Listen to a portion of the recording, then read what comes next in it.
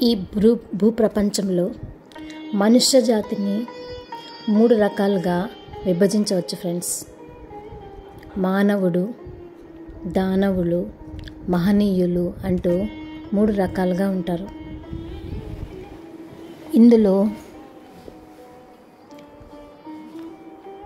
దానవులు ఇతరులను హింసిస్తూ తాము హింసపడుతూ దుఃఖంతో చీకటిమయంగా జీవనం సాగిస్తూ ఉంటారు ఫ్రెండ్స్.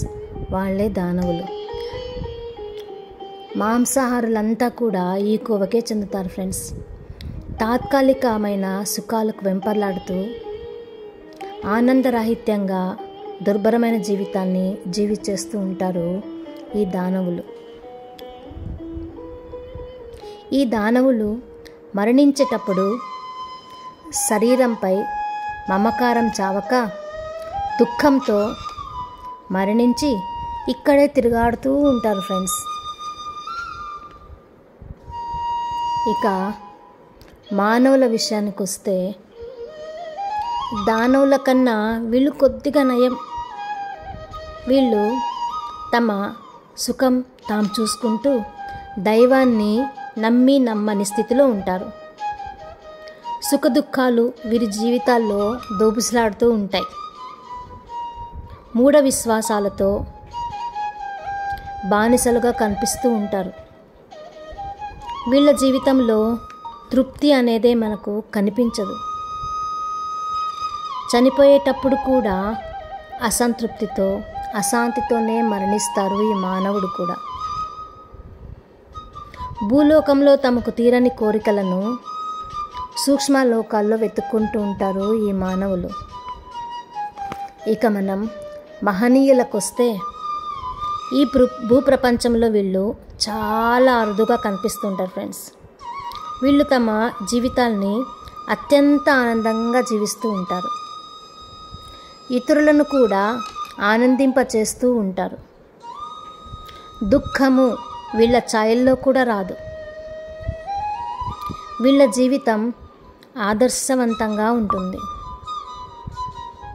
ప్రపంచంలో ఒక్కరుగా ఉంటూ ప్రపంచమంతా తామై ఉంటారు ఫ్రెండ్స్ ఈ మాధవులు.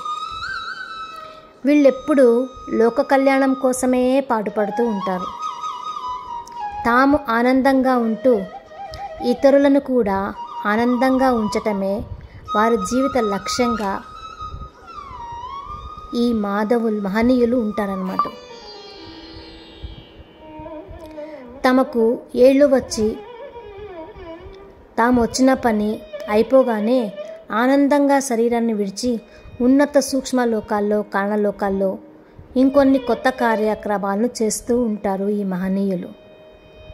ఈ ప్రపంచంలో ఎక్కువ మంది దానవులే ఉన్నారు ఫ్రెండ్స్.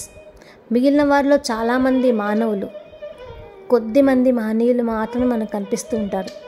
ప్రతి ఒక్కరూ కూడా దానవుడి నుంచి మానవుడిగా మారి మానవుడి నుంచి మహనీయులుగా ఎదగాలి. అందుకు చక్కని మార్గం ఏంటో తెలుసా? హింసా చోడో ఔర్ హంసా పకడో, శ్వాస మీద ధ్యాస. హింసను వదిలిపెట్టినప్పుడు దానవుడు మానవుడవుతాడు. హంసను పట్టుకున్నప్పుడు మానవుడు మహనీయుడవుతాడు. ప్రతి ఒక్కరూ మహనీయులుగా ఎదుగుతారు, ఆనందంగా జీవిస్తారు. శివుడు, కృష్ణుడు, మహమ్మద్ జీసస్, బుద్ధుడు, రజనీషు అందరూ కూడా మహనీయులంతా కూడా ధ్యానం ద్వారా ఆ స్థితికి చేరిన వారే. సో ఎంతో మహనీయులు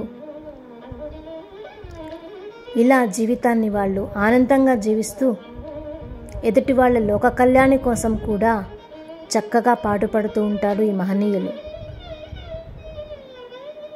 మనందరం కూడా ఆ గొప్పవారి మార్గంలో పయనించాలి అంటే ధ్యాన మార్గం తప్పనిసరి ఫ్రెండ్స్. సో ధ్యానము అంటే శ్వాస మీద ధ్యాస. సహజంగా జరుగుతున్న ఉచ్ఛ్వాస నిశ్వాసను కేవలం గమనిస్తూ ఉండాలి. దాని ద్వారా ఆలోచన రహిత స్థితి ఏర్పడుతుంది. ధ్యానము అంటే శ్వాస మీద ధ్యాస.